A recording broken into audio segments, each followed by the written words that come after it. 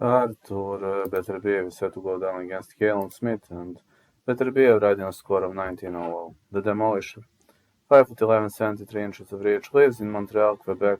He destroyed Anthony Arday, Joe Smith Jr., Marcus Brown, Adam Daines. He is just demolishing everybody in a row. Callum Smith, 29-1-0, 6'3", 78 inches of reach, very tall fighter out of Liverpool. Only one loss to Canelo Alvarez. He was better than Lenin Castillo and Matthew Badrlik, Hassan Damenjikhan, John Ryder, but unfortunately, everybody who squares off against Beterbiev is having the same problem. Beterbiev is just too strong and powerful. Unfortunately, I'm a big fan of Callum Smith, but I don't think he can defeat Beterbiev. Beterbiev hits extremely hard.